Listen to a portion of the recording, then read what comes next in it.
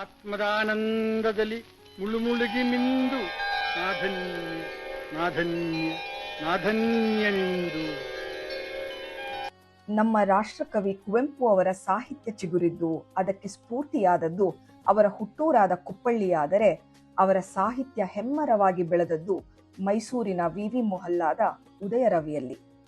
ಕುವೆಂಪು ಅವರ ಸಾಹಿತ್ಯ ಸೃಷ್ಟಿಯನ್ನಷ್ಟೇ ಅಲ್ಲ, ಅವರ ದಾಂಪತ್ಯ, ಅವರ ಮಕ್ಕಳು ಮೊಮ್ಮಕ್ಕಳ ಬಾಲ್ಯ, ಅನೇಕ ಸಾಹಿತ್ಯ ದಿಗ್ಗಜರೊಂದಿಗಿನ ಸಾಹಿತ್ಯ ಚರ್ಚೆಗಳು, ಗೋಕಾಕ್ ಚಳುವಳಿಯ ಸಂದರ್ಭದ ನಿಷ್ಠೂರ ನಿಲುವುಗಳಿಗೆ ಸಾಕ್ಷಿ ಉದಯರವಿ.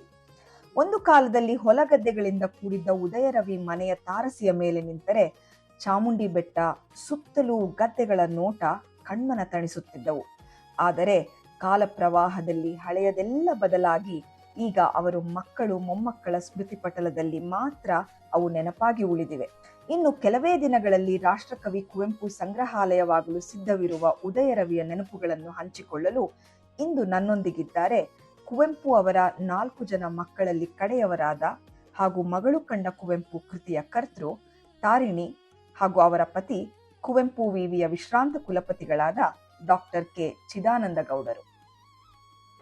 ಈ ಥರ ಡಿಸೈನಲ್ಲಿ ಹಿಂಗೆ ಬರಬೇಕು ಅಂತ ಅವರೇನೇ ಮಾಡಿದ್ದಂತೆ. ಅದನ್ನು ಮುಂದೆ ಇಟ್ಕೊಂಡು ಆ ದಾಮನ್ನವರು ಹಿಂಭಾಗದಿದ್ದನ್ನೆಲ್ಲ ಮಾಡಿದ್ದಾರೆ. ಒಬ್ಬ ಕಳ್ಳ ಬಂದವನು ಇವ್ರು ಓದ್ತಾ ಕೂತಿದ್ರು. ಇವ್ರು ಎಷ್ಟು ಕಾನ್ಸಂಟ್ರೇಟು ಅಂದರೆ ಅವ್ನು ಬಂದಿದ್ದು ಗೊತ್ತಿಲ್ಲ, ಇವ್ರಿಗೆ ಏನೂ ಗೊತ್ತಿಲ್ಲ. ಅವ್ನು ನಿಶಬ್ದವಾಗಿ ಆ ರೂಮ್ ಬಾಗಿಲೊಳಗಿಂದ ಹೋಗಿ ಅಲ್ಲೋಗಿ ಅವ್ರು ವಾಚು ಪೆನ್ನು ಎಲ್ಲ ತೊಗೊಂಡಿದ್ದಾರೆ. ಬ್ರಿಟಿಷರ ಹಸ್ತಾಂತರ ಮಾಡಿದ ರನ್ನಿಂಗ್ ಕಾಮೆಂಟ್ರಿ ಎಲ್ಲ ಕೇಳಬೇಕು ಅಂತಲೇ ತಂದು ರಾತ್ರಿ 12 ಗಂಟೆನಲ್ಲಿ ಅದನ್ನೆಲ್ಲ ಕೇಳಿ, ಅದಾದಮೇಲೆ ನೆಹರು ಭಾಷಣ ಬಂದಿದ್ದು ಅದನ್ನು ಕೇಳಿ. ವಿನೋಬಾ ಭಾವೆಯವರ ಭೂದಾನ ಚಳುವಳಿಯ ಸಂದರ್ಭದಲ್ಲಿ ಬಂದಾಗ ಕುವೆಂಪುರವರಿಗೆ ರಾಮಾಯಣ ದರ್ಶನವನ್ನು ಓದಿ ಹೇಳ್ತಾರೆ. ಅದಕ್ಕೆ ಬನ್ನಿ ಕಾಫಿ ಕುಡಿರಂತೆ. ಅದಕ್ಕೆ ಇಲ್ಲ, ಈಗ ಚಿನ್ನಮ್ಮ ತಪ್ಪಿಸ್ಕೊಂಡು ಹೋಗಬೇಕು, ಹಂಡೆ ಸದ್ದು ಹಾಕಬೇಕು, ಅವಳು ತಪ್ಪಿಸ್ಕೊಂಡು ಹೋಗೋದಕ್ಕೆ, ಆಮೇಲೆ ಬರ್ತೀನಿ ನಾನು ಅದು ಮುಗಿದ್ಮೇಲೆ ಅಂದರು. ಆದರೆ ನಮ್ಮಮ್ಮ ರಾತ್ರಿ ಹೊತ್ತು ಮಲ್ಗಕ್ಕೆ ಮುಂಚೆ ಅವ್ರು ಏನೇನು ಬರೆದಿದ್ದಾರೆ, ಏನೇನು ಸಾಹಿತ್ಯ ಎಲ್ಲ ಓದ್ಕೊಬಿಟ್ಟಿರೋರು.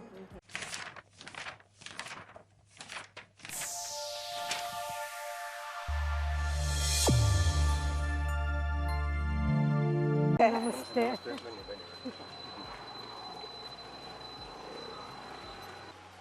ಕುವೆಂಪು ಅವರ ಕವನದ ಸಾಲುಗಳ ಹಾಗೇನೆ ಈ ಉದಯರವಿ ಬರೀ ಕಟ್ಟಡ ಅಷ್ಟೇ ಅಲ್ಲ, ಇದೊಂದು ಸಾಹಿತ್ಯದ ಬಲೆ.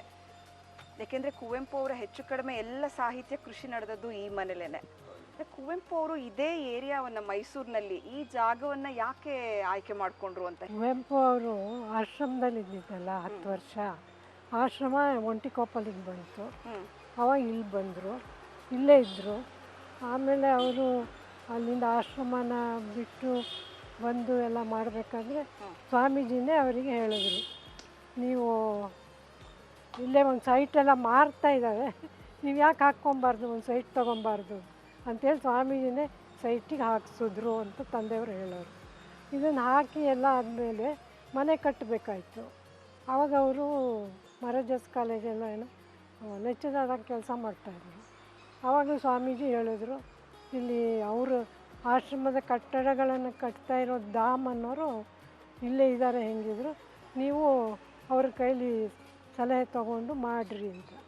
ಆ ಕಾರಣದಿಂದ ಸ್ವಾಮೀಜಿನೇ ಈ ಜಾಗ ಎಲ್ಲ ಮಾರ್ತಾ ಇದ್ದಾರೆ ಹಾಕಿ ಅಂತೇಳಿ ಈ ಕಾರ್ನರ್ ಸೈಟೆಲ್ಲ ಅವ್ರು ಆರಿಸಿದ್ದು. ಇಲ್ಲಿ ಯಾವಾಗಲೂ ಅವರು ವಾಕಿಂಗ್ ಬರ್ತಾಯಿದ್ರು. ಸ್ವಾಮೀಜಿ, ನಮ್ಮ ತಂದೆ ಎಲ್ಲ ಬಂದು ಈ ಕೊನೆಯಲ್ಲಿ ಕಿಟ್ಟೈನ ಹೊಲ ಅಂತಿದ್ದ, ಕಿಟ್ಟೈನ ಹೊಲಕ್ಕೆ ಬರೋರು ಅವ್ರು ವಾಕಿಂಗು. ಅಲ್ಲಿ ಬಂದು ಬಂಡೆ ಮೇಲೆ ಕೂತ್ಕೋತಾ ಇದ್ದರು. ಆ ಎಲ್ಲ ಕಾರಣಗಳಿಂದ ಈ ಜಾಗನ ಅವರು ತಗೊಂಡಿದ್ದಾರೆ. ನೀವು ಹುಟ್ಟಿ ಬೆಳೆದು ನಿಮ್ಮ ತಂದೆಯವರ ಕಡೆ ದಿನಗಳನ್ನು ಕೂಡ ನೀವು ಅವ್ರ ಜೊತೆ ಇದೇ ಮನೆಯಲ್ಲಿ ಕಳೆದದ್ದು. ಆಗ ನೀವು ಸಣ್ಣವರಿದ್ದಾಗ ಇಲ್ಲಿ ರಾಮಕೃಷ್ಣ ವಿದ್ಯಾರ್ಥಿ ನಿಲಯದ ಮಕ್ಕಳು ಪಂಜಿನ ಕವಾಯತ್ ಮಾಡಬೇಕಾದ್ರೆ ಅದರ ಡ್ರಮ್ನ ಶಬ್ದ ಕೇಳದಂತೆ, ಮೃಗಾಲಯದಿಂದ ಸಿಂಹ ಹುಲಿಗಳ ಗರ್ಜನೆ ಕೇಳದಂತೆ, ಮತ್ತು ರೈಲು ಚಲಿಸ್ಬೇಕಾದ್ರೆ ಆ ಚಲಿಸೋ ಶಬ್ದ, ಅದು ಕೂಗೋ ಶಬ್ದ ಎಲ್ಲ ಕೇಳದಂತೆ, ಹೌದಾ? ಹೌದು, ಈಗಲೂ ಕೇಳುತ್ತೆ. ಆದರೆ ತುಂಬ ಬೆಳೆದು ಬಿಟ್ಟಿರೋದ್ರಿಂದ ಮೈಸೂರು ಆ ಸದ್ನಲ್ಲಿ ನಮಗೀಗ ಅದನ್ನು ಕೇಳ್ತಾ ಇಲ್ಲ. ಅದು ಎಷ್ಟರ ಮಟ್ಟಿಗೆ ಅಂದರೆ ನಮ್ಮ ತಂದೆ ನಮಗೆಲ್ಲ ಹೇಳ್ತಾ ಇದ್ದಿದ್ದು, ಚಳಿಗಾಲ ಶುರು ಆಗ್ಬೇಕಾದ್ರೆ ಗಾಳಿ ದಿಕ್ಕು ಬದಲಾಯಿಸ್ತು. ಬದಲಾಯಿಸಿರೋದ್ರಿಂದ ನಿಮ್ಗೆ ಅದೆಲ್ಲ ಕೇಳ್ತಾ ಇದೆ ಆ ಕಡೆಯಿಂದ. ಇವತ್ತಿಗೂ ಅದು ಗುರುತಿಸ್ಬೋದು ನಾವು. ಅದು ಡ್ರಮ್ಸ್ ಅದು ಕೇಳೋದಿಲ್ಲ ಇದೆಲ್ಲ, ಆದರೆ ರೈಲ್ ಕೂಗು ಕೇಳುತ್ತೆ, ಚೆನ್ನಾಗಿ ರೈಲ್ ಕೂಗು ಕೇಳುತ್ತೆ. ಅದು ಹತ್ತಿರದಲ್ಲೇ ಇದೆ ಯಾದಗಿರಿಲಿ, ಹಾಗಾಗಿ ಆ ರೈಲ್ವೆ ಸ್ಟೇಷನಿಂದ ಫುಲ್ಲು ನಮಗೆ ಕೇಳ್ತಾನೆ ಇರುತ್ತೆ ಅದು ರೈಲ್ ಕೂಗು. ಆವಾಗ ಆ ತಂದೆಯವರು ಹೇಳಿದ್ದೆಲ್ಲ ಚಳಿ ಶುರುವಾಯಿತು, ಗಾಳಿ ಈ ಕಡೆ ಬೀಸ್ತಾ ಇದೆ, ಚಳಿಗಾಲ ಇನ್ನು ಶುರುವಾಗುತ್ತೆ ಎಲ್ಲ ಗೊತ್ತಾಗುತ್ತೆ. ಹಾಗೆ ಸಿಂಹಗಳು ಬೆಳಗ್ಗೆ ಹೊತ್ತು ಹ್ಞೂ ಹ್ಞೂ ಅಂತ ಗಡ್ಸೋದು ಚೆನ್ನಾಗಿ ಕೇಳ್ತಿತ್ತು. ಈಗ ತುಂಬ ಮನೆಗಳು ಎಲ್ಲ ಬಂದು ಏನು ಕಾಣಲ್ಲ. ಒಂದು ವಿಚಾರ ಅಂದರೆ ಇಲ್ಲಿಂದ ಶ್ರವಣ ಬೆಳಗೊಳ ಗೊಮ್ಮಟೇಶ್ವರ ಒಂದು 3 ಇಂಚಲ್ಲಿ ಇಷ್ಟುದ ಕಾಣೋದು. ಹೌದಾ? ಮಾಡಿ ಮೇಲೆ ಹತ್ಕೊಂಡ್ರೆ ಚೆನ್ನಾಗಿ ಕಾಣೋದು. ಅದಕ್ಕೆ ನಮ್ಮ ಅಪ್ಪ ಬೈನಾಕ್ಯುಲರ್ ಒಂದು ಸಾರಿ ಯಾರೋ ತಂದುಕೊಟ್ಟು, ಆ ಬೈನಾಕ್ಯುಲರ್ ಇಟ್ಕೊಂಡು ನೋಡಿ, ಅದಕ್ಕೆ ಅಭಿಷೇಕ ಆಗಬೇಕಾದ್ರೆ ಬೆಳ್ಳಿಗೆ ಕೆಂಪುಗೆ ಆ ನೀರೆಲ್ಲ ಹಾಕಿದಾಗೆಲ್ಲ ನಮಗೆ ಕಾಣೋದು. ಅದು ಹೇಳಿದ್ರು ಪ್ರಭು ಪ್ರಸಾದ್ ಒಪ್ಪಲಿಲ್ಲ ಒಂದು ಸಾರಿ. ಈಗೆಲ್ಲ ಮನೆ ಬಂದಿದೆ ಸರ್ ಗೊತ್ತಾಗಲ್ಲ, ಆ ಫ್ರೆಂಚ್ ರಾಕ್ಸ್ ಎಲ್ಲ ನಮಗೆ ಚೆನ್ನಾಗಿ ಕಾಣೋದು ಅಂತ ಎಲ್ಲ ಹೇಳ್ತಿದ್ವಿ. ಅದ್ರ ಜೊತೆಗೆ ಆ KRS ರೋಡು ಫುಲ್ ಕಾಣ್ತಾ ಇತ್ತು ನಮ್ಮದು. ಆ ದೊಡ್ಡ ಕಾರ್ ಇತ್ತು ನಮ್ಮ ತಂದೆ ವೈಸ್ ಚಾನ್ಸ್ಲರ್ ಆದಾಗ. ಆ ಕಾರಲ್ಲಿ ಅವ್ರು ಬರ್ತಾಯಿದ್ರೆ ನಾವು ರಾತ್ರಿಯಲ್ಲಿ ಕೂತ್ಕೊಂಡು ನೋಡ್ತಾ ಇರೋರು. ಆ ದೀಪದ್ದು ಆ ದೂರದ ಬೆಳಕು, ಆ ಕಾರ್ ದೊಡ್ಡದು ಬರೋದು, ಅದನ್ನೆಲ್ಲ ನೋಡಿ ನಾವು ಬರ್ತಾ ಇದ್ದಾರೆ ಅಲ್ಲಿ ಕಂಡು ಹಿಡ್ಕೊತಾ ಇದ್ವಿ.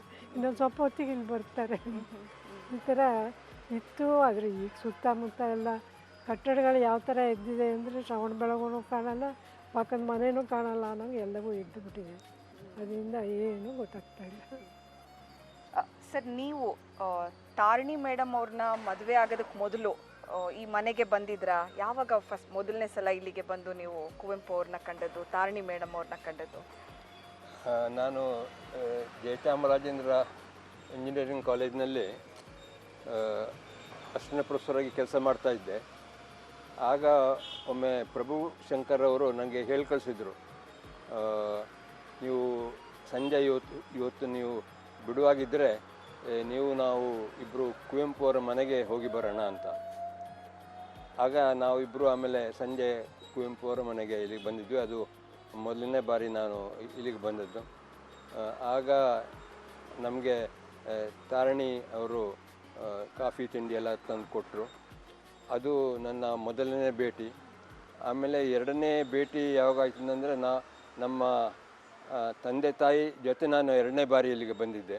ನಮ್ಮ ತಂದೆ ತಾಯಿನೂ ನೋಡಬೇಕು ಅಂತಂದಿದ್ದರು, ಹಾಗಾಗಿ ಅವ್ರ ಜೊತೆ ಎರಡನೇ ಬಾರಿ ಬಂದಿದ್ದೆ. ಆಮೇಲೆ ಮೂರನೇ ಬಾರಿ ಬಂದದ್ದು ನಾನು ಮದುವೆ ಆದಮೇಲೆ ಇಲ್ಲಿಗೆ ಮೂರನೇ ಬಾರಿ ಬಂದದ್ದು. ನೀವು ಕಂಡಾಗಿಂದನೂ ಈ ಮನೆ ಹಾಗೇ ಇದೆಯಾ? ನಾವು ಕಂಡಾಗಿಲ್ಲ ಸುಮಾರಾಗಿ ಹಾಗೇನೇ ಇದೆ. ಈ ಮರಗಳು ಇದೆಲ್ಲ ಸುಮಾರಾಗಿ ಹಾಗೇನೇ ಇದೆ. ಅಂದರೆ ಹೂವಿನ ಗಿಡಗಳೆಲ್ಲ ಸ್ವಲ್ಪ ವ್ಯತ್ಯಾಸ ಆಗುತ್ತೆ, ಆದರೆ ಇದೆಲ್ಲ ಹಾಗೆ ಇದೆ. ನಾವು ಆ ಸಣ್ಣ ಗೇಟ್ ಇದೆ ಅಲ್ಲ, ಆ ಸಣ್ಣ ಗೇಟ್ನ ಮೂಲಕ ನಾವು ಬಂದದ್ದು ಅಂತ ನನಗೆ ಜ್ಞಾಪಕ. ಆಮೇಲೆ ಅಲ್ಲಿಂದ ಹೋಗ್ತಾನೂ ಆ ಸಣ್ಣ ಗೇಟಿಂದಲೇ ನಾವು ಹೊರಗೆ ಹೋದ್ವಿ. ನಾವು ಅಪ್ಪ ಅಮ್ಮನೇ ಹಾಕಿದ್ದು. ಮುಂಚೆ ವಿಪರೀತ ಮರಗಳಿದ್ದು ಇದರಲ್ಲೆಲ್ಲ. ಆಮೇಲೆ ಅದನ್ನೆಲ್ಲ ಗಾರ್ಡನ್ ಮಾಡ್ತಾ ತೆಗೆದು ಎಷ್ಟು ಬೇಕೋ ಅಷ್ಟೇ ಇಟ್ಕೊಂಡು ಏನೋ ಮಾಡಿದ್ರು. ಆದರೆ ಈ ಸಂಕೆ ಮರ ಇರೋದು ಇದಕ್ಕೂ ಒಂದು 75 ವರ್ಷ ಆಗಿರ್ಬೋದು. ಅಷ್ಟು ಇದು ಇದೆ ಇವತ್ತಿಗೂ, ಬಿಡುತ್ತೆ ಚೆನ್ನಾಗಿ. ಹಾಗೇನೆ ಇಲ್ಲಿರೋ ಬೋಗನ್ ವಿಲಾಗಳು ಅವರೇ ಹಾಕಿರೋದು. ಈ ಸಪೋಟ ಮರ ಎರಡನ್ನೂ ಅವರೇ ಹಾಕಿರೋದು. ಅದೆಲ್ಲ ಅಲ್ಲಿ ಬಂದಿದೆ. ಈ ಕಡೆಯಿಂದ ನೋಡಿದ್ರೆ ಇಲ್ಲೊಂದು ಸಂಕೆ ಗಿಡ ಹಾಕಿದ್ದಾರೆ, ಅದು ಸಂಕೆ ಗಿಡ ಹಂಗೆ ಇದೆ. ಆ ಬೋಗನ್ ವಿಲಾನು ಅವರೇ ಹಾಕಿರೋದು, ಅದು ಅಲ್ಲೇ ಇನ್ನೂ ಇದೆ. ಅದು ಇನ್ನೇನು ಅವೆಲ್ಲ ಕೊನೆಗಾಲದಲ್ಲಿದೆ, ಮಾತ್ರ ಬೇರೆ ಮತ್ತೆ ತಗೋಬೇಕಾಗುತ್ತೆ. ಹಾಗೇನೆ ಆ ಕಡೆ ಒಂದು ಹಲಸಿನ ಗಿಡ ಇದೆ. ಆ ಕಡೆ ಆ ಹಲಸಿನ ಗಿಡ ಈ ಕಡೆಯಿಂದ ನೋಡಿದ್ವಿ, ಓದ ಮೇಲೋಟ, ಅದೂ ಅವ್ರುಗಳೇ ಹಾಕಿರೋದು. ಆ ಹಲಸಿನ ಹಣ್ಣಿನ ಸಿಹಿ ಅಂತೂ ಎಲ್ಲರ ಬಾಯಲ್ಲೂ ಇವತ್ತಿಗೂ ನೀರು ಬರಿಸ್ತೀವಿ. ಆ ಥರ ಇದೆ, ಇವತ್ತಿಗೂ ಬಿಡುತ್ತೆ. ಹಲಸಿನ ಗಿಡ ಇದೆ ಅಲ್ಲ, ಅದು ತುಂಬ ಪ್ರಸಿದ್ಧವಾದ್ದು. ಅದರಲ್ಲಿ ಬುಡದಿಂದಲೇ ಎಲ್ಲ ಕಾಯಿ ಎಲ್ಲ ಬಿಡುತ್ತದು, ಎಲ್ಲ ತುಂಬಿರುತ್ತೆ, ಬುಡದಿಂದಲೇ ತುಂಬಿರುತ್ತದು. ಅದು ನೋಡೋಕ್ಕೂ ಭಾಳ ಚೆಂದ ಕಾಣುತ್ತದು. ಅದು ತುಂಬ ಸಿಹಿಯಾಗಿಯೂ ಇದೆ. ಅದು ನಾವು ಅದರ ಮೊದಲನೇ ಮೊದಲಿನ ಹಣ್ಣನ್ನು ಯಾವಾಗಲೂ ರಾಮಕೃಷ್ಣ ಆಶ್ರಮಕ್ಕೆ ಕೊಡ್ತೀವಿ. ಈಗಲೂ ಆ ಪದ್ಧತಿ ಇಟ್ಕೊಂಡಿದ್ದೀವಿ, ರಾಮಕೃಷ್ಣ ಆಶ್ರಮಕ್ಕೆ ಮೊದಲನೇ ಪದ್ಧತಿ ಕೊಡ್ತಿದ್ದೀವಿ. ಅವರು ಕೂಡ ಎಲ್ಲ ಆಶ್ರಮದ ಸಾಧುಗಳು ಸನ್ಯಾಸಿಗಳೆಲ್ಲ ಅದನ್ನು ತುಂಬ ಇಷ್ಟಪಡ್ತಾಯಿದ್ರು. ಅವರು ಹಿಂದಿನ ಸ್ವಾಮೀಜಿಯವರು ಹೇಳ್ತಾಯಿದ್ರು, ಅದು ಯಾಕೆ ಅಷ್ಟು ಸಿಹಿಯಾಗಿದೆ ಅಂತಂದರೆ ಕುವೆಂಪು ಅವರ ಕಾವ್ಯರಸ ಕೂಡ ಅದರಲ್ಲಿ ಸೇರ್ಕೊಂಡು ಬಿಟ್ಟಿದೆ. ಹಾಗಾಗಿ ಆ ಮರದ ಸಿಹಿನೂ ಇದೆ, ಕುವೆಂಪು ಅವರ ಕಾವ್ಯರಸನು ಸೇರಿ ಅದು ತುಂಬ ಅಷ್ಟು ಸಿಹಿಯಾಗಿದೆ ಅಂತ ಅವರು ನಗುತ್ತಾ ಹೇಳ್ತಾ ಇರ್ತಿದ್ರು. ಇಲ್ಲಿ ನಾವೆಲ್ಲ ಚಿಕ್ಕವರು ಇರ್ಬೇಕಾದ್ರೆ ಈ ಮನೆ ಜಾಗ ಈ ಬೆಲ್ಟೆ ತುಂಬ ಬಂಡೆಗಳು, ಇಲ್ಲಿ ಎಲ್ಲ ಬಂಡೆ ಇತ್ತು, ಸಣ್ಣ ಸಣ್ಣ ಬಂಡೆಗಳೆಲ್ಲ ಎಲ್ಲ ಒಡೆದು ಮನೆ ಕಟ್ಟಿದ್ದಾರೆ. ಆದರೆ ಇಲ್ಲಿ ಸಣ್ಣ ಸಣ್ಣ ಬಂಡೆಗಳೆಲ್ಲ ಹಂಗೆ ಉಳ್ಕೊಂಡಿದೆ. ಅಮ್ಮ ಗಾರ್ಡನ್ ಮಾಡಬೇಕು ಅಂತ ಹೇಳಿ ಇಲ್ಲೆಲ್ಲ ಗಿಡ ಹಾಕೋಕ್ಕೆ, ಹೂವಿನ ಗಿಡ ಹಾಕೋಕ್ಕೆ ಬೆಡ್ ಮಾಡಬೇಕು ಅಂತ ಮಾಡೋದು. ಅವಾಗ ಈ ಬಂಡೆನೆಲ್ಲ ಒಡೆದು ಸುಮಾರು ಒಂದು 5-6 ದಿವಸ ಹೊಡೆದಿದ್ದಾನೆ ಒಬ್ಬ ಮನುಷ್ಯ, ಅದನ್ನ ಹೊಡೆದು ತೆಗೆದಿದ್ದಾರೆ. ಹಾಗೆ ಇಲ್ಲಿ ಮಾಡಿರೋ ಇದರಲ್ಲೆಲ್ಲ ಬಂಡೆ ಇದೆ. ಇವತ್ತಿಗೂ ಅಲ್ಲಿ ನೀರನ್ನು ಒಳಗೆ ಇಂಗ್ಲಿ ಅಂತ ಒಡಿಸಿ ಆಗಿದ್ರೆ ಅಲ್ಲೆಲ್ಲ ಬಂಡೆ ಹಾಸ್ಕೊಂಡ್ಬಿಟ್ಟಿದೆ. ಅದು ಸರಿ ಅಂತ ಅಲ್ಲೇ ಬಿಟ್ಟೆ, ಆ ನೀರು ಅಲ್ಲೇ ನಿಂತಿರ್ತದೆ, ಹೋಗೋದೇ ಇಲ್ಲ ಕೆಳಗೆ. ಬನ್ನಿ ಸರ್. ಮತ್ತು ನಾವು ಸಾಕಷ್ಟು ಪತ್ರಿಕೆಗಳಲ್ಲಿ ಮತ್ತು ಫೋಟೋಗಳಲ್ಲಿ ನೋಡಿದ್ದೀವಿ ಕುವೆಂಪು ಅವರು ಈ ಕುರ್ಚಿಯಲ್ಲಿ ಕೂತ್ಕೊಂಡು ವೃತ್ತಪತ್ರಿಕೆಗಳನ್ನ ಓದ್ತಾ ಇರೋದು, ಬಂದ ಗೆಸ್ಟ್ಗಳನ್ನ ಮಾತಾಡಿಸ್ತಾ ಇರೋದು. ಈ ಕುರ್ಚಿ ಅಂದರೆ ಎಲ್ಲ ಕುರ್ಚಿನಲ್ಲೂ ಅವ್ರು ಕೂತು ಓದ್ತಾಯಿದ್ರು. ಆದರೆ ಇನ್ನೊಂದು ಸೋಫಾ ಇದೆ, ಸ್ವಲ್ಪ ಸೋಫದ ಥರ. ಆ ಕುರ್ಚಿ ಇಲ್ಲಿ ಯಾವಾಗಲೂ ಕೂತಿರ್ತಿದ್ರು. ಅವ್ರು ಇಷ್ಟು ಮುಖ ಮಾತ್ರ ಕಾಣೋದು ಹೊರಗಡೆ. ಅವ್ರಿಗೆ ಎಷ್ಟೋ ಜನ ಇವತ್ತಿಗೂ ಹೇಳ್ತಿರ್ತಾರೆ, ಅಲ್ಲಿ ಹೋಗ್ತಾ ದಿನ ನಮ್ಮ ಮನೆ ಇಲ್ಲಿತ್ತು, ಕುವೆಂಪು ಅವ್ರು ನೋಡ್ತಾ ಹೋಗ್ತಿದ್ವಿ, ಇಲ್ಲಿ ಕೂತಿದ್ರು ಅನ್ನೋದು ಇವತ್ತಿಗೂ ಗುರ್ತಿಸ್ತಾರೆ ಅವರು. ಆ ಥರದ್ದು ಇಲ್ಲೊಂದು ಕುರ್ಚಿ ಇದೆ, ಅದನ್ನ ಒಳಗೆ ತೆಗೆದಿಟ್ಟಿದ್ದೀವಿ. ಎಲ್ಲರೂ ಕೂತು ಎದ್ದು ಅದೆಲ್ಲ ಹಾಳಾಗುತ್ತೆ, ತುಂಬ ಹಳೆಯದಾಗಿದೆ ಅಂತ ಒಳಗೆ ಎತ್ತಿಟ್ಟಿದ್ದೀವಿ. ಆ ಕುರ್ಚಿನೂ ವಿ ವೆಂಕಟಪ್ಪನವರು ಇವರಿಗೆ ಇಲ್ಲಿ ಕುರ್ಚಿ ಎಲ್ಲ ಇಲ್ಲ ಅಂದಿದ್ದಕ್ಕೆ ಒಬ್ಬ ಬಡಗಿನ ಕಳಿಸ್ಕೊಟ್ಟು ಈ ಥರದ್ದು ಕುರ್ಚಿ ಮಾಡಿಕೊಡೋರಿಗೆ ಅಂತ ಅವರೇ ಡಿಸೈನ್ ಕೊಟ್ಟು ಕಳಿಸಿದರು. ಇದರ ಡಿಸೈನು ನಮ್ಮ ಅಪ್ಪನೇ ಮಾಡಿದ್ದು ಅಂತ ಹೇಳ್ತಿದ್ರು. ಈ ಥರ ಡಿಸೈನಲ್ಲಿ ಹಿಂಗೆ ಬರಬೇಕು ಅಂತ ಅವರೇನೇ ಮಾಡಿದ್ದಂತೆ. ಅದನ್ನು ಮುಂದೆ ಇದು ಇಟ್ಕೊಂಡು ಆ ದಾಮನ್ನವರು ಹಿಂಭಾಗದಿದ್ದನ್ನೆಲ್ಲ ಮಾಡಿದ್ದಾರೆ. ಇಲ್ಲಿ ಬಾಗಿಲು ಕಾಣ್ತಾ ಇದೆ ಅಲ್ಲ, ಅದು ಕುವೆಂಪು ಅವರ ಸ್ಟಡಿ ರೂಮಿನ ಬಾಗಿಲು. ಅದು ಅವರು ಸಾಮಾನ್ಯವಾಗಿ ಒಳಮನೆಯಿಂದ ಆ ಸ್ಟಡಿ ರೂಮ್ಗೆ ಹೋಗಿ ಅವರೆಲ್ಲ ಬರವಣಿಗೆನೆಲ್ಲ ಮುಂದುವರಿಸ್ತಾ ಇರ್ತಿದ್ರು. ಆಮೇಲೆ ಯಾರಾದರೂ ಅತಿಥಿಗಳು ಅಥವಾ ಸಂದರ್ಶಕರು ಬಂದರೆ ಅವರು ಅಲ್ಲಿಂದ ಆ ಬಾಗಿಲು ತೆಗೆದುಬಿಟ್ಟು ಇಲ್ಲಿ ಬಂದು ಇಲ್ಲಿ ಕೂತ್ಕೊಳ್ಳೋರು, ಅವ್ರ ಹತ್ರ ಎಲ್ಲ ಮಾತಾಡ್ತಾಯಿದ್ರು. ಆಮೇಲೆ ಅವರು ಸಂದರ್ಶನ ಮಾಡುವವರು ಹೋದ್ಮೇಲೆ ಮತ್ತೆ ಪುನಃ ಅಲ್ಲಿಗೆ ಹೋಗಿ ತಮ್ಮ ಬರವಣಿಗೆಯನ್ನು ಅವರು ಮುಂದುವರಿಸ್ತಾ ಇದ್ದರು. ಹಾಗಾಗಿ ಈ ಬಾಗಿಲು ಯಾವಾಗ ತೆರೆಯೋಕ್ಕಾಗುತ್ತದೆ, ತೆಗೆದುಬಿಟ್ಟು ಬೇಕಾದಾಗ ತೆರೆದು ಬೇಕಾದಾಗ ಹಾಕ್ತಾಯಿದ್ರು. ಈ ಥರ ಇವ್ರ ಬಾಗಿಲು ಎಲ್ಲ ಕಡೆನೂ ತೆಗೆದಿಟ್ಟಿರ್ತಿದ್ರು. ಮುಂಚೆ ಎಲ್ಲ ನಮ್ಗೆ ಯಾವ ಭಯನೂ ಇರ್ತಿರಲಿಲ್ಲ, ಏನೂ ಆಗ್ತಿರ್ಲಿಲ್ಲ. ಆದರೂ ಕೆಲವು ಸಂದರ್ಭ ಹಿಂಗೆ ಆಗೋದು. ಒಬ್ಬ ಕಳ್ಳ ಬಂದವನು ಇವ್ರು ಓದ್ತಾ ಕೂತಿದ್ರು. ಇವ್ರು ಎಷ್ಟು ಕಾನ್ಸಂಟ್ರೇಟು ಅಂದರೆ ಅವ್ನು ಬಂದಿದ್ದು ಗೊತ್ತಿಲ್ಲ, ಇವ್ರಿಗೆ ಏನೂ ಗೊತ್ತಿಲ್ಲ. ಅವ್ನು ನಿಶಬ್ದವಾಗಿ ಆ ರೂಮ್ ಬಾಗಿಲು ಒಳಗಿಂದ ಹೋಗಿ ಅಲ್ಲೋಗಿ ಅವ್ರು ವಾಚು ಪೆನ್ನು ಎಲ್ಲ ತೊಗೊಂಡಿದ್ದಾನೆ. ತೊಗೊಂಡ್ಬಿಟ್ಟು ಪಕ್ಕದ ರೂಮಿಗೆ ಹೋಗಿದ್ದಾನೆ. ಪಕ್ಕದ ರೂಮಲ್ಲಿ ನಮ್ಮಮ್ಮ ರಾತ್ರಿ ಯಾರೋ ಬಂದಿದ್ರು ಅಂತ ಅವರಿಗೆ ಬೆಳ್ಳಿ ಲೋಟಗಳು ಒಂದು ಇಟ್ಕೊಂಡಿದ್ರು, ಯಾರೋ ಬಂದವ್ರಿಗೆ ಕುಡಿಯೋಕ್ಕೆ ಕೊಡೋಕ್ಕೆ. ಅದನ್ನೆಲ್ಲ ಕೊಟ್ಟು ತಟ್ಟೆ ಏನೋ ಅಲ್ಲಿ ಇಟ್ಟಿದ್ರಂತೆ. ಆ ತಟ್ಟೆನ ತೊಗೊಂಡಿದ್ದಾನೆ ಅವನು. ತೊಗೊಂಡವನು ನಾನು ಪೈಜಾಮ ಎಲ್ಲ ಬಿಚ್ಚು ನಮ್ಮ ಮನೆಯೆಲ್ಲ ಆವಾಗ ಇದೆಲ್ಲ ಕಕ್ಸೆಲ್ಲ ಇದ್ದಿದ್ದು ಮನೆಯಿಂದ ತುಂಬ ದೂರ. ಅಲ್ಲಿಗೆ ನನ್ನನ್ನು ತುಂಬ ಚಿಕ್ಕವಳು ನಮ್ಮ ಚಿಕ್ಕಮ್ಮ ಕರ್ಕೊಂಡು ಹೋಗ್ಬೇಕು ಅಂತ ಪೈಜಾಮ ಹಾಕ್ಕೊಂಡಿದ್ದನ್ನು ಬಿಚ್ಚಿಟ್ಬಿಟ್ಟು ಅಲ್ಲಿ ಹೋದರೆ ಅವನು ಆ ಪೈಜಾಮದಲ್ಲಿ ಆ ಬೆಳ್ಳಿ ತಟ್ಟೆನ ಸುತ್ತಕೊಂಡು ಅಲ್ಲಿಂದ ಬಂದು ಮತ್ತು ಹೊರಗಡೆ ಬಾಗಿಲು ನಮ್ಮನೇಲಿ 26 ಬಾಗಿಲಿದೆ, ಅಲ್ಲಿಂದ ಆಚೆ ಹೋಗಿ ಹೊಟ್ಟೋಗ್ಬಿಟ್ಟಿದೆ. ಆಮೇಲೆ ನಾನು ಬಂದು ಎಲ್ಲ ಮಾಡಿಕೊಂಡು ಪೈಜಾಮ ಹಾಕ್ಕೊಳಕ್ಕೆ ನೋಡಿದ್ರೆ ಪೈಜಾಮ ಇಲ್ಲ. ಅದು ನಮ್ಮಮ್ಮ ನಂಗೆ ಹೊಲ್ಕೊಟ್ಟಿದ್ದು ಭಾಳ ಫೇವ್ರೇಟ್ ಪೈಜಾಮ. ಅದಿಲ್ಲ ಅಂತ ಅಳಕ್ಕೆ ಶುರು ಮಾಡಿದಾಗ ಎಲ್ಲ ಹುಡುಕ್ತಾ ಏನಾಯಿತು ಯಾಕಾಯಿತು ಯಾರು. ಆಮೇಲೆ ನೋಡಿದ್ರೆ ಇವ್ರ ಪೆನ್ ಇಲ್ಲ, ಇವ್ರು ಇದಿಲ್ಲ. ಆಮೇಲೆ ಒಂದೊಂದೇ ಗೊತ್ತಾಯಿತು ಅಂತ. ಆಮೇಲೆ ಬೆಳ್ಳಿ ತಟ್ಟೆ ಇಲ್ಲ, ಎಲ್ಲ ತೊಗೊಂಡೋಗಿದ್ದಾನೆ. ಅವ್ರಿಗೆ ನಮ್ಮ ಯಾರಿಗೂ ಗೊತ್ತಿಲ್ಲ. ಅವನ್ನೆಲ್ಲ ಆಮೇಲೆ ಇರೋ ಬಾಗಿಲೆಲ್ಲ ತೆಗೆದಿಟ್ರು, ಯಾರು ಯಾವ ಬಾಗಿಲಿಂದ ಹೋದ್ರೋ ಬಂದರೋ ಏನೂ ಗೊತ್ತಿಲ್ಲ. ಆಮೇಲೆ ಏನಾಯಿತು, ಅವನನ್ನು ಹಿಡಿದಾದ್ಮೇಲೆ ಪೊಲೀಸ್ ಸ್ಟೇಷನ್ಗೆಲ್ಲ ಹೋಗಿ ಆಮೇಲೆ ಅದೇನು ಕೇಸೆಲ್ಲ ಆಗಿ ಜಡ್ಜೆಲ್ಲ ಹೇಳಿದೆ. ಅವನು ಇಲ್ಲಿಂದ ತೊಗೊಂಡವನು ಮಂಗಳೂರಿಗೆ ಹೋಗಿ ಇನ್ಯಾರೋ ಮನೆಯಲ್ಲಿ ರಾಶಿ ಕದ್ದುಬಿಟ್ಟು ಬೆಳ್ಳಿದೆಲ್ಲ ಸಾಮಾನು ಅಡ್ಗತ್ಕೊಂಡು ಅವನು ಮಂಗಳೂರಿಗೆ ಹೋಗಿ ಮಂಗಳೂರಿಂದ ಎಲ್ಲಿಗೋ ಹೋಗೋನು ಬಾಂಬೆ ಕಡೆ. ಅವನು ಹಿಡ್ಕೊಂಡು ಬಂದರು ಎಲ್ಲ. ಅವನು ಬಂದರೆ ಇದೆಲ್ಲ ಸಾಮಾನು ಇವ್ರ ಮನೆಯದು ಅಂತ ಬೆಳ್ಳಿ ಸಾಮಾನೆಲ್ಲ ಇಟ್ಟಿದ್ದಾನೆ.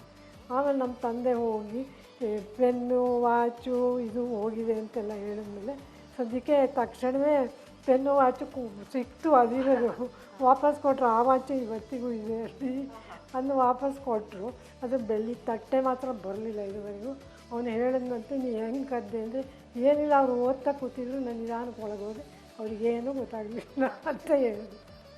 ಅಷ್ಟರ ಮಟ್ಟಿಗೆ ತಲ್ಲೀನರಾಗಿ ಹೋಗ್ತಾ ಇದ್ರು ಅವರು ಓದು ಬರೋದಲ್ಲಿ. ಹೌದು, ಅಷ್ಟರ ಮಟ್ಟಿಗೆ ಆ ಥರ. ಬನ್ನಿ ರಶ್ಮಿ ಅವರೇ. ಮತ್ತು ಎರಡನೇ ಮಹಾಯುದ್ಧದ ಸಂದರ್ಭದಲ್ಲಿ ಈ ಮನೆ ಸಾಕಷ್ಟು ಕುಟುಂಬಗಳಿಗೆ ಆಶ್ರಯ ಆಗಿತ್ತಂತೆ, ಮತ್ತು ಮಕ್ಕಳಿಗೆ ಪಾಠಶಾಲೆ ಕೂಡ ಆಗಿತ್ತಂತೆ ನಿಮ್ಮ ಈ ಮನೆಯ ಒಂದು ಹಾಲಲ್ಲಿ. ಹ್ಞೂ ಹೌದು, ನಮ್ಮ ಅಮ್ಮ ಎಲ್ಲ ಹೇಳೋರು. ಅಂದರೆ ನಮ್ಮ ತಂದೆಗೆ ಬೆಂಗಳೂರಿಗೆ ಟ್ರಾನ್ಸ್ಫರ್ ಆಗೋದು ಮತ್ತು ಮೈಸೂರಿಗೆ ಆಗೋದು ಹಾಗಾಗ್ತಿತ್ತು. ಅವ್ರು ಬೆಂಗಳೂರಿಗೆ ಹೋಗ್ಬೇಕಾರೆಲ್ಲ ಈ ಮನೆ ಕೀನ ಆಶ್ರಮದ ಸ್ವಾಮಿಗಳ ಹತ್ರ ಕೊಟ್ಟು ಹೋಗಿರೋರು. ಯಾರು ಕೇಳಿದ್ರು ಕೊಟ್ಟಿರಿ ಬಾಡಿಗೆನ ಅಂತ. ಅದರಿಂದ ಏನಾಗ್ತಿತ್ತು ಅಂದರೆ ಯಾರಿಗೋ ಕೊಟ್ಟಿದ್ರು, ಅವ್ರೇನೋ ಗುಜರಾತಿಂದ ಬಂದವರು ಒಂದು 5-6 ಫ್ಯಾಮಿಲಿ ಇದ್ವು, ಒಂದೊಂದು ರೂಮಲ್ಲಿ ಒಂದೊಂದು ಫ್ಯಾಮಿಲಿ ಇತ್ತು ಇಲ್ಲಿ ಅಂತ ಹೇಳ್ತಾರೆ. ಇಲ್ಲಿ ಸುಮಾರು ಒಂದು 6 ರೂಮ್ ಇದೆ, 6 ಫ್ಯಾಮಿಲಿ ಇಲ್ಲಿತ್ತು. ಆ ಮಕ್ಕಳೆಲ್ಲ ಚಿಕ್ಕವರಿದ್ರಂತೆ, ಅವರಿಗೆಲ್ಲ ಪಾಠ ಹೇಳ್ಕೊಡೋಕ್ಕೆ ಈ ಹಾಲನ್ನು ಉಪಯೋಗಿಸ್ತಿದ್ರು. ಅದು ಹೆಂಗೆ ಗೊತ್ತಾಗಿದ್ದು ಅಂದರೆ ಇದಕ್ಕೆ ಬಣ್ಣ ಸುಣ್ಣ ಮಾಡ್ಬೇಕಾದ್ರೆ ಎಲ್ಲ ಗೋಡೆ ಕೆರೆದಾಗ ಎಲ್ಲ ಕಡೆ ತೂತ ಇದೆ, ಇಲ್ಲಿ ಮೊಳೆ ಹೊಡೆದಿದ್ದು ತೂತ. ಇದ್ಯಾಕೆ ಹಿಂಗಾಗಿದೆ ಈ ಗೋಡೆ ಅಂದಾಗ ನಮ್ಮ ಅಪ್ಪ ಹೇಳ್ತಾಯಿದ್ರು, ಇಲ್ಲೆಲ್ಲ ಪಾಠ ಹೇಳ್ಕೊಡ್ತಾಯಿದ್ರು, ಇಲ್ಲೆಲ್ಲ ಈ ಚಾರ್ಟ್ಗಳನ್ನೆಲ್ಲ ನೇತಾಕಿದ್ರು 1, 2 ಅಂತ. ಹಾಗಾಗಿ ಇದು ಹಿಂಗೆಲ್ಲ ಆಯಿತು, ತುಂಬ ಕೆಟ್ಟೋಯ್ತು ಮತ್ತು ನಮ್ಮ ಮನೆ ಅಷ್ಟು ಮಕ್ಕಳು ಇದ್ದಿದ್ದಕ್ಕೆ ಮತ್ತೆಲ್ಲ ಸರಿ ಮಾಡಿಸ್ಬೇಕಾಯ್ತು ಅಂತ ಹೇಳಿದರು. ಇದು 1947 ಸ್ವಾತಂತ್ರ್ಯ ಬಂದಾಗ ತೊಗೊಂಡಿರೋದು. ಅದ್ರ ಹಿಂದಿನ ದಿವಸ ಆಗಸ್ಟ್ 15 ಹಿಂದಿನ ದಿವಸ ಸಂಜೆ ತೊಗೊಂಬಂದಿದ್ದಂತೆ ಇದನ್ನು. ಎಂತ ಮರ್ಫಿ ರೋಡವನ್ನ ಏನೋ ಇದು ಇರಬೇಕು. ಅದು ಅವಾಗೆಲ್ಲ ಬರ್ತಿದ್ದು ಹಿಂಗೆ ಇಷ್ಟಿಟ್ಟು ನೋಡಿದೆ. ಈಗ ನೋಡಿದವರೆಲ್ಲ ಕೇಳ್ತಾರೆ ಇದು ಟಿ ವಿನ ಅಂತಾರೆ, ಆ ಥರ ಇದೆ ಇದು. ಆಮೇಲೆ ಇದರಲ್ಲೇ ಅವರು ಸ್ವಾತಂತ್ರ್ಯ ಇದನ್ನು ನಮಗೆ ಬ್ರಿಟಿಷರ ಹಸ್ತಾಂತರ ಮಾಡಿದ ರನ್ನಿಂಗ್ ಕಾಮೆಂಟ್ರಿ ಎಲ್ಲ ಕೇಳಬೇಕು ಅಂತಲೇ ತಂದು ರಾತ್ರಿ 12 ಗಂಟೆನಲ್ಲಿ ಅದನ್ನೆಲ್ಲ ಕೇಳಿ, ಅದಾದಮೇಲೆ ನೆಹರು ಭಾಷಣ ಬಂದಿದ್ದು ಅದನ್ನು ಕೇಳಿ, ಆಮೇಲೆ ಅವ್ರದ್ದೊಂದು ದೊಡ್ಡ ಕವನನ ಆಮೇಲೆ ಬರೆದಿದ್ದಾರೆ. ರೇಡಿಯೋ ಅಂತಲ್ಲ, ನಮಗೆ ಸ್ವಾತಂತ್ರ್ಯ ಬಂತಲ್ಲ, ಜಯ ಜಯ ಜಯ ವಿಜಯೀ ಭವ ಹೇ ವೈಜಯಂತಿ ಅಂತ ಆ ಕವನನ ಇಷ್ಟೆಲ್ಲ ಇದರಿಂದ ನೋಡಿ ಅವರು ಬರೆದಿತ್ತು. ರೇಡಿಯೋನ ಎಷ್ಟು ನಮ್ಮ ತಂದೆಯವರು ಅವಾಗ ಕೇಳ್ತಾಯಿದ್ರು ಅಂದರೆ, ಇವಾಗಾದರೆ ಟಿ ವಿ ಮತ್ತು ಮೊಬೈಲ್ ಇದರಲ್ಲೆಲ್ಲ ಕೇಳ್ತಾರೆ, ಆದರೆ ಅವಾಗ ಇದ್ದಿದ್ದು ಇದು ರೇಡಿಯೋ ಒಂದೇ. ಹಾಗಾಗಿ ಅವರು ದಿನಾ ಸಂಜೆ ನ್ಯೂಸು ಏನೇನೆಲ್ಲ ಕೇಳಬೇಕೋ ಎಲ್ಲದನ್ನೂ ಇದರಲ್ಲೇ ಕೇಳ್ಕೊತಾಯಿದ್ರು. ಅದರಲ್ಲಿ ಅವರು ಕೇಳಿದ್ರಲ್ಲಿ ಎಷ್ಟೊಂದು ಕವನಗಳು ಅದರಿಂದ ಬಂದಿದೆ ಅನ್ನೋದು ಒಂದು ಉದಾಹರಣೆ ನಾನು ನೋಡಿರೋ ಪ್ರಕಾರ. ಅವರು ನಾಟ್ಯ ಸರಸ್ವತಿಗೆ ಅನ್ನೋ ಕವನನ ಈ ರೇಡಿಯೋದಲ್ಲಿ ಬರ್ತಿರೋ ದೊರೆಸ್ವಾಮಿಯಂಗಾರ ವೀಣೆನ ಕೇಳ್ತಾ ಅವರು ಅದನ್ನು ಬರೆದಿದ್ದಾರೆ. ಅದು ಯಾವ ಪದ್ಯ ಅಂದರೆ ನಾಟ್ಯ ಸರಸ್ವತಿಗೆ ಅಂತ ಬರೆದಿದ್ದಾರೆ. ಅದು ನರ್ತಿಸುತ್ತಾಯೇ ಅಜಜಾಯೇ ಮಮ ಮಸ್ತಕ ನೀರೇಜದಲ್ಲಿ ಮಾನಸ ಅಧಿಮಾನಸ ಕೇರೆ ಅತಿಮಾನಸ ಮೈದೋರೆ ಆನಂದಾಮೃತ ರಸಸೋರೆ ನರ್ತಿಸುತ್ತಾಯೇ ಅಜಜಾಯೇ ಅಡಿಸೋಂಕಿಗೆ ಮುಡಿಯರಳೆ ಅಜ್ಞಾನದ ಗಡಿಯುರುಳೆ ವಿಜ್ಞಾನದ ಕಾಂತಿ ಅವತರಿಸುತ್ತ ಬರೆಶಾಂತಿ ನರ್ತಿಸುತ್ತಾಯೇ ಅಜಜಾಯೇ. ಆ ಪದ್ಯನೂ ಇದನ್ನು ಕೇಳೇ ಬರೆದಿರೋದು. ಅವರಿಗೆ ಗೋಟವಾದ್ಯ ಮತ್ತು ವೀಣೆ ಎರಡೂ ತುಂಬ ಇಷ್ಟಪಟ್ಟು ಕೇಳಿದ್ರು. ಗೋಟವಾದ್ಯನೂ ಒಬ್ಬರು ನಾರಾಯಣ ಅಯ್ಯರ್ ಅಂತಿದ್ರು, ಅವ್ರು ತುಂಬ ದೊಡ್ಡ ವಿದ್ವಾಂಸರು. ಅವ್ರದ್ದು ಒಂದು ಕೇಳ್ತಾಯಿದ್ರು, ಆವಾಗ ನಡೆದಿದ್ದು ಒಂದು ಘಟನೆ ಇದು. ಅವಾಗ ಕೇಳ್ತಾಯಿದ್ರು, ಅವ್ರು ತುಂಬ ಕೆಮ್ತಾಯಿದ್ರು. ಅವಾಗ ನಮ್ಮ ತಂದೆ ಅಂದರು, ಅಲ್ಲ ಈಗ ಏನೇನೋ ಬಂದಿದೆ, ಅವಾಗ ಟೇಪ್ ರೆಕಾರ್ಡ್ ಬಂದಿತ್ತು, ಟೇಪ್ ರೆಕಾರ್ಡಲ್ಲಿ ಹೋಗಿ ಟೇಪ್ ಮಾಡ್ಕೊಂಡು ಮನೆಯಿಂದನೇ ಕರ್ಕೊಂಬರೋದು ಬಿಟ್ಟು ಇವ್ರು ಸ್ಟುಡಿಯೋಗೆ ಕರ್ಕೊಂಬಂದು ನೇರ ಪ್ರಸಾರ ಆಗ್ತಿತ್ತು. ನೇರ ಪ್ರಸಾರ ಮಾಡ್ತಿದ್ದಾರೆ ಏನು ಈಗಿನ ಕಾಲದಲ್ಲೂ ಇವರು ಅಂತೆಲ್ಲ ಹೇಳಿದ್ರು. ಪಾಪ ಅವರಿಗೆ ಏನೋ ಕೆಮ್ತಾನೇ ಇದ್ದಾರೆ, ಅವ್ರಿಗೇನೋ ಹುಷಾರಿಲ್ಲ ಅಂತಾನೇ ಇದ್ದರು. ಆಮೇಲೆ ಮುಗೀತು ಅವ್ರದ್ದು. ಮುಗಿದು ಒಂದು 20 ನಿಮಿಷದಲ್ಲಿ ಕೇಳ್ತಾಯಿದ್ರು. ಅಷ್ಟೊತ್ತಲ್ಲಿ ಒಂದು ಸುದ್ದಿ ಬಂತು, ನಾರಾಯಣ ಅಯ್ಯರು ತೀರ್ಕೊಂಡ್ರು. ಅವ್ರಿಗೆ ಹುಷಾರಿಲ್ಲ ಅಂತ ಅವ್ರು ಮುಗ್ದಿದ್ದೆ ಅವರನ್ನು ತಕ್ಷಣ ಹಾಸ್ಪಿಟ್ಲಿಗೆ ಕರ್ಕೊಂಡು ಹೋದ್ವಿ. ರೋಡಲ್ಲೇ ಅವರ ರಸ್ತೆಯಲ್ಲೇ ಅವ್ರು ತೀರ್ಕೊಂಡ್ರು ಅಂತ ಬಂತು. ಅದು ರೇಡಿಯೋದಲ್ಲೇ ಪ್ರಸಾರ ಆಯಿತು. ತುಂಬ ಬೇಜಾರಾಗಿತ್ತು ನಮ್ಮ ತಂದೆಗೆ, ಎಂಥ ಕೆಲಸ ಅವ್ರು ಹೋಗ್ಬಿಟ್ರು ಅಂತ. ಅವ್ರ ವೀಣೆ ಅವ್ರ ಗೋಟವಾದ್ಯನ ತುಂಬ ಕೇಳೋರು. ಉದಯ ರವಿಗೆ ಸಾಕಷ್ಟು ಜನ ಸಾಹಿತ್ಯ ದಿಗ್ಗಜರು ಬಂದಿದ್ದಾರೆ. ಟಿ.ಎಸ್. ವೆಂಕಣ್ಣಯ್ಯನವರಿಂದ ಹಿಡಿದು ತಾಸು ಶಾಮರಾಯರಿಂದ ಹಿಡಿದು ಶಿವರಾಮ್ ಕಾರಂತರು, ಬಿ.ವಿ. ಕಾರಂತರು, ಮತ್ತು ಇನ್ನು ಭೂದಾನ ಪಾದಯಾತ್ರೆ ಸಂದರ್ಭದಲ್ಲಿ ವಿನೋಬಾ ಭಾವೆಯವರು ಕೂಡ 1957ರಲ್ಲಿ ಇಲ್ಲಿಗೆ ಬಂದು ಹೋಗಿದ್ದಾರೆ. ಆ ಸಾಹಿತ್ಯ ದಿಗ್ಗಜರ ಜೊತೆಗೆ ಯಾವ ರೀತಿಯ ಚರ್ಚೆಗಳಾಗ್ತಾ ಇದ್ವು ಅವರು ಇಲ್ಲಿಗೆ ಬಂದಾಗ? ವಿನೋಬಾ ಭಾವೆಯವರ ಭೂದಾನ ಚಳುವಳಿಯ ಸಂದರ್ಭದಲ್ಲಿ ಅವರು ಮಂಗಳೂರಿನಿಂದ ಹೊರಟು ಸುಳ್ಯದ ಮೂಲಕ ಮಡಿಕೇರಿಯ ಮೂಲಕ ಅವರು ಮೈಸೂರಿಗೆ ಬರ್ತಾರೆ. ಬಂದು ಅಲ್ಲಿ ಕುವೆಂಪು ಅವರ ಉದಯರವಿ ಮನೆಯಲ್ಲಿ ಅವರನ್ನು ಕರೀತಾರೆ. ಕುವೆಂಪು ಅವರು ಬರ್ತಾರೆ. ಬಂದಾಗ ಕುವೆಂಪು ಅವರಿಗೆ ರಾಮಾಯಣ ದರ್ಶನವನ್ನು ಓದಿ ಹೇಳ್ತಾರೆ. ಅವರಿಗೆ ಅವರು ಈ ಗಡಿ ಭಾಗದವರು, ಅವರು ಮಹಾರಾಷ್ಟ್ರ ಮತ್ತು ಕರ್ನಾಟಕ. ಹಾಗಾಗಿ ಅವರಿಗೆ ಅವರ ಮನೆ ಭಾಷೆ ಪ್ರಾಯಶಃ ಮರಾಠಿ ಇರಬೇಕು, ಆದರೆ ಅವರಿಗೆ ಕನ್ನಡನೂ ಕೂಡ ಬರ್ತಾಯಿತ್ತು. ಹಾಗಾಗಿ ಕುವೆಂಪು ಅವರಿಗೆ ರಾಮಾಯಣ ದರ್ಶನವನ್ನು ಓದಿ ಹೇಳಿದರು. ಅದು ಅವರಿಗೆ ಚೆನ್ನಾಗಿ ಅರ್ಥನೂ ಆಯಿತು. ಆಮೇಲೆ ಅವರಿಗೆ ಹಾಲು ಹಣ್ಣು ಎಲ್ಲ ಅವರು ಅರ್ಪಿಸಿದ್ದಾರೆ ನನಗೆ ಗೊತ್ತಾಯಿತು. ಅದೇ ಇದಕ್ಕೆ ಸಂಬಂಧಿಸಿದಂತೆ ನನಗೇನಿಗೆ ನೆನಪಿಗೆ ಬರ್ತಿದೆ ಅಂದರೆ, ವಿನೋಬಾ ಭಾವೆಯವರು ಮಂಗಳೂರಿಂದ ಹೊರಟು ಸುಳ್ಯಕ್ಕೆ ಅಂತ ಬರ್ತಾರಲ್ಲ, ನಮ್ಮ ಊರು ಸುಳ್ಯ. ಆಗ ನಾನು ಹೈಸ್ಕೂಲಲ್ಲಿ ಓದ್ತಾ ಇದ್ದೆ, ಪ್ರಾಯಶಃ 9ನೇ ತರಗತಿಯಲ್ಲಿ ಇದೆ ಅಂತ ಕಾಣುತ್ತೆ. ಆಗ ಅವರು ಬರ್ತಾರೆ ಅಂತ ನಮಗೆ ಹಿಂದಿನ ದಿನ ಎಲ್ಲ ಗೊತ್ತಾಗಿ ನಾನು ನಮ್ಮ ತಂದೆಯವರು ಸುಳ್ಯದಿಂದ ಒಂದು 4-5 ಕಿಲೋಮೀಟರ್ ದೂರ ಹೋಗಿ ಅಲ್ಲಿ ಕಾಯ್ತಾ ಇದ್ದಿದ್ದು. ಯಾಕಂತಂದರೆ ಸುಳ್ಯದವರೆಗೆ ಅವ್ರ ಜೊತೆ ನಡ್ಕೊಂಡು ಬರ್ಬೋದಲ್ಲ ಅಂತ. ಆಮೇಲೆ ಸುಳ್ಯದ ನಮ್ಮ ಶಾಲೆಯಲ್ಲೇ ಅವರಿಗೊಂದು ವೇದಿಕೆ ಸಿದ್ಧಪಡಿಸಿದರು. ಅಲ್ಲಿ ವಿನೋಬಾ ಭಾವೆಯವರು ಜನರನ್ನು ಉದ್ದೇಶಿಸಿ ಮಾತನಾಡಿದಾಗ ಸಣ್ಣಕ್ಕೆ ಮಳೆ ಪ್ರಾರಂಭ ಆಯಿತು. ನನಗೆ ಇನ್ನೂ ಜ್ಞಾಪಕ ಇದೆ, ಮಳೆ ಪ್ರಾರಂಭ ಆಯಿತು. ಆಗ ಕೆಲವರೆಲ್ಲ ಎದ್ದು ಹೋದರು. ಆಗ ವಿನೋಬಾ ಭಾವೆಯವರು ಹೇಳಿದರು, ಇಲ್ಲೆಲ್ಲ ಈ ಮಳೆ ಅಂದರೆ ಅದು ಒಂಥರ ಭಗವಂತನ ಅನುಗ್ರಹ ಅದು. ಹಾಗಾಗಿ ನೀವು ಸ್ವಲ್ಪ ಒದ್ದೆ ಆದರೂ ಭಗವಂತನ ಅನುಗ್ರಹ ಅದ ರೂಪದಲ್ಲಿ ಮಳೆ ಬಂದಿದೆ. ಹಾಗಾಗಿ ಸ್ವಲ್ಪ ಒದ್ದೆ ಆದರೂ ಪರವಾಗಿಲ್ಲ, ನಾನು ನನ್ನ ಮಾತನ್ನು ಮುಗಿಸ್ತೇನೆ ಅಂತ ಹೇಳಿ ಅವರ ಮಾತನ್ನು ಮುಂದುವರಿಸಿದರು. ಆಮೇಲೆ ಮಳೆನೂ ಕಮ್ಮಿ ಆಯಿತು. ಆಮೇಲೆ ಅಲ್ಲಿ ಸುಳ್ಯಕ್ಕೆ ಬಂದ ವಿನೋಬಾ ಭಾವೆಯವರು ಮುಂದೆ ಮಡಿಕೇರಿಗೆ ಹೋಗಿ ಮತ್ತೆ ಮೈಸೂರಿಗೆ ಬಂದು ಆಮೇಲೆ ಕುವೆಂಪು ಅವರ ಉದಯರವಿಗೆ ಬಂದು ಅಲ್ಲಿ ಅವರು ರಾಮಾಯಣ ದರ್ಶನವನ್ನು ಕೇಳಿ ಆಮೇಲೆ ಉದಯರವಿಯಲ್ಲಿ ಹಾಲು ಹಣ್ಣೆಲ್ಲ ಸ್ವೀಕರಿಸಿ ಅವರು ಗೆಸ್ಟ್ ಹೌಸಿಗೆ ಹೋಗ್ತಾರೆ. ಅದು ನನಗೆ ಜ್ಞಾಪಕಕ್ಕೆ ಬಂತು, ಅದು ಈ ವಿನೋಬಾ ಭಾವೆಯವರ ಸಂದರ್ಭದಲ್ಲಿ. ಕುವೆಂಪು ಅವ್ರ ಹತ್ರ ಅವರೆಲ್ಲ ಬಂದು ಚರ್ಚೆ ಮಾಡೋ ಇದರಲ್ಲಿ ನಾನು ಭಾಳ ಚಿಕ್ಕವಳು, ಅದೆಲ್ಲ ನಂಗೆ ಗೊತ್ತಾಗ್ತಿರ್ಲಿಲ್ಲ. ಯಾರೋ ಬಂದರು, ಅವ್ರನ್ನ ಭಾಳ ಇದಾಗಿ ನಮ್ಮಮ್ಮ ಎಲ್ಲ ಸತ್ಕರಿಸ್ತಾಯಿದ್ರು, ಅದೆಲ್ಲ ನೋಡ್ತಾಯಿದ್ದೆ. ಆದರೆ AR ಕೃಷಿಶಾಸ್ತ್ರಿಗಳು ನಮ್ಮ ಮನೆಗೆ ಬಂದಿದ್ದು ನನಗೆ ತುಂಬ ಚೆನ್ನಾಗಿ ನೆನಪಿದೆ. ಅದೇನು ಅಂದರೆ ಅವರು ಯಾವಾಗ ಬಂದರು ಅಂದರೆ ತಂದೆಯವರಿಗೆ ಸಾಹಿತ್ಯ ಅಕಾಡೆಮಿ ಬಹುಮಾನ ಬಂದಾಗ ಮೊದಲನೇ ಸಾರಿ ಕನ್ನಡಕ್ಕೆ ಅವರು ಬಂದಿದ್ದು. ಅಭಿನಂದನೆ ಹೇಳೋಕ್ಕೆ ಬಂದಿದ್ದಾರೆ, ಮನೆಗೆ ಬಂದಿದ್ದಾರೆ. ಅವ್ರು ಬಂದಾಗ ನಾವೆಲ್ಲ ಚಿಕ್ಕವರು, ನಾನು ನಮ್ಮ ಅಕ್ಕ ಎಲ್ಲ ತುಂಬ ಚಿಕ್ಕವರಿದ್ದರು. ಅವಾಗ ನಾವು ಏನು 4-5ನೇ ಕ್ಲಾಸಲ್ಲಿ ಇದ್ವಿ ಅನಿಸುತ್ತೆ. ಅವಾಗ ಅವ್ರ ಮನೆ ಒಳಗೆ ಬಂದ್ಬಿಟ್ಟು ನಾನು ನಿಧಾನಕ್ಕೆ ನೋಡ್ತಾ ನಿಂತಿದ್ದೆ ಅಲ್ಲಿ ಬಾಗಿಲಲ್ಲಿ. ತುಂಬ ಕೈ ತುಂಬ ಹಾರ ಇಟ್ಕೊಂಡಿದ್ರು ಅವ್ರ ಜೊತೆ ಇರೋರು. ಎಷ್ಟು ಹಾರ ಇಟ್ಕೊಂಡು ಬರ್ತಾಯಿದ್ದಾರೆ, ತಂದೆಯವ್ರಿಗೆ ಹಾಕ್ತಾರೀಗ ಅಂತ ನಾನು ಕಾಯ್ತಾಯಿದ್ದೆ. ನೋಡಿದ್ರೆ ಅವ್ರ ತಂದೆಯವ್ರಿಗೆ ಒಂದು ಹಾಕಿದ್ರು ಹಾರ. ಆಮೇಲಿಂದ ಮಕ್ಕಳನ್ನ ಕರೀರಿ ಅಂತಂದರು. ಅಲ್ಲೇ ತೇಜಸ್ವಿ ಚೈತ್ರ ಇಬ್ಬರು ನಿಂತಿದ್ರು, ಅವರು ಚಿಕ್ಕವರೇ. ಅವರಿಬ್ಬರು ಕರ್ಕೊಂಡು ಒಂದೊಂದು ಹಾಕಿ ಕಳಿಸೋರು. ಆಮೇಲೆ ನಾನು ಕರ್ಕೊಂಬನ್ನಿ ಅಂತ ಹೇಳಿದ್ರು. ತೇಜಸ್ವಿ ಬಂದ್ಬಿಟ್ಟು ನಿನ್ನೂ ಕರಿತಿದ್ದಾರೆ ಬಾ, ನಮ್ಮ ಅಕ್ಕನೂ ಕರಿತಿದ್ದಾರೆ ಅಂತ ಹೇಳಿದೆ. ಆದರೆ ನಮ್ಮ ಅಕ್ಕ ಎಲ್ಲೂ ಕಾಣಲೇ ಇಲ್ಲ. ಸರಿ ನಾನು ಹೋದೆ. ಆಮೇಲೆ ಹೋದ್ರೆ ನನಗೂ ಒಂದು ಹಾರ ಹಾಕ್ಬಿಟ್ಟು ಅವರು ನನ್ನ ಬೆನ್ನು ತಟ್ಟಿ ಕಳಿಸಿದ್ರು. ಇವಳೇ ಇದು ಕೊನೆ ಮಗಳು ಅಂತ ನಮ್ಮ ಅಪ್ಪ ನನ್ನೆಲ್ಲ ಹೇಳ್ತಾಯಿದ್ವಿ, ಕೇಳಿಸ್ತಿದ್ದು. ಅಲ್ಲಿಂದ ಬಂದ್ಬಿಟ್ಟು ಕಲ್ಲನ್ನು ಕರ್ಕೊಂಬ ಅಂತಂದರು. ನಮ್ಮ ಅಕ್ಕನ ಹೋಗಿ ಎಲ್ಲಿ ಹುಡುಕಿದ್ರು ಅವಳಿಲ್ಲ. ಕೊನೆಯಲ್ಲಿ ನಮ್ಮ ಅಣ್ಣ ಎಲ್ಲ ಹುಡುಕಿ ಅವಳು ಮಿಷನ್ ಹತ್ರ ಸಂದಿನಲ್ಲಿ ಕೂತ್ಕೊಂಡ್ಬಿಟ್ಟಿದ್ದಾಳೆ. ಅವಳು ಈ ಥರ ಅವಳು ಬರೋಕ್ಕೆಲ್ಲ ಒಂಚೂರು ಇಷ್ಟಪಡ್ತಾನೆ ಇರಲಿಲ್ಲ ಯಾಕೋ. ಅವಳು ಯಾವತ್ತೂ ಬಂದಂಗೆಲ್ಲ ಬರ್ತಾನೆ ಇರಲಿಲ್ಲ.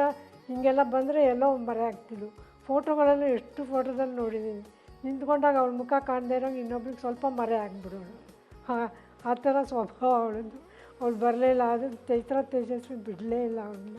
ಕರೀತಾ ಇದ್ದಾರೆ ಬಾ ಅಂತ. ಆಮೇಲೆ ನಮ್ಮಮ್ಮನೂ ಅಂದರು, ನೋಡು ನಾನು ಹೋಗ್ತಾಯಿದ್ದೀನಿ, ನಾನು ಅವ್ರಿಗೆ ನಮಸ್ಕಾರ ಹೇಳೋಕ್ಕೆ, ನೀನು ಬಾ ನನ್ನ ಜೊತೆ ಅಂತೇಳಿ ಕರ್ಕೊಂಡು ಹೋದರು. ಆಮೇಲೆ ಹೋದ್ಲು. ಆಮೇಲೆ ಅಮ್ಮಂಗೂ ಒಂದು ಕೈಗೆ ಒಂದು ಹಾರ ಕೊಟ್ಟರು, ಕಲಂಗೂ ಒಂದು ಹಾರ ಹಾಕಿದ್ರು. ಎಲ್ಲರಿಗೂ ನಮಗೆ ಶುಭಾಶಯ ಹೇಳಿ ಅವರು ತಂದೆಯವ್ರ ಹತ್ರ ಸ್ವಲ್ಪ ಹೊತ್ತು ಮಾತಾಡ್ಬಿಟ್ಟು ಹೋದರು. ಕುವೆಂಪು ಅವರ ಸಾಹಿತ್ಯ ಕೃಷಿ ನಡೆದದ್ದೆಲ್ಲ ಹೆಚ್ಚು ಕಡಿಮೆ ಇದೆ ಮನೆಯಲ್ಲೇ. ಅವರ ಕವನ ಸಂಕಲನಗಳು, 2 ಬೃಹತ್ ಕಾದಂಬರಿಗಳು, ಅವರ ಜೀವನ ಚರಿತ್ರೆ ಮತ್ತು ರಾಮಾಯಣ ದರ್ಶನಂ ಎಲ್ಲವೂ ರಚನೆಯಾದದ್ದು ಈ ಮನೆಯಲ್ಲಿ. ಅವರು ಬರಿಬೇಕಾದ್ರೆ ನಿಮ್ಮಗಳ ಜೊತೆಗೆ, ನಿಮ್ಮ ತಾಯಿಯವ್ರ ಜೊತೆಗೆ ಏನಾದ್ರು ಚರ್ಚೆ ಮಾಡ್ತಾ ಇದ್ರಾ? ನಮ್ಗಳ ಜೊತೆಗೆ ಚರ್ಚೆ ಮಾಡೋದು ಏನಿಲ್ಲ.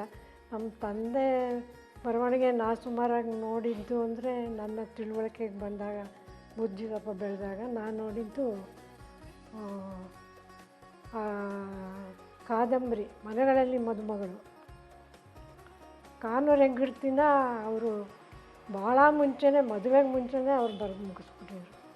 ನಾನು ನೋಡಿದ್ದು ಮನೆಗಳಲ್ಲಿ ಮದುಮಗಳು ಹಾಗೂ ಅದಾದಮೇಲೆ ನೆನಪಿನ ದೋಣಿ, ಅವೆರಡನ್ನ ನಾನು ನೋಡಿದ್ದೀನಿ. ಮಲೆಗಳಲ್ಲಿ ಮದುಮಗಳು ಅವ್ರು ಬರಿತಾ ಇರ್ಬೇಕಾದ್ರೆ ನನಗೆ ನಮ್ಮ ಅಕ್ಕ ಅದನ್ನು ಪ್ರತಿ ಎತ್ತಾಯಿದ್ಲು.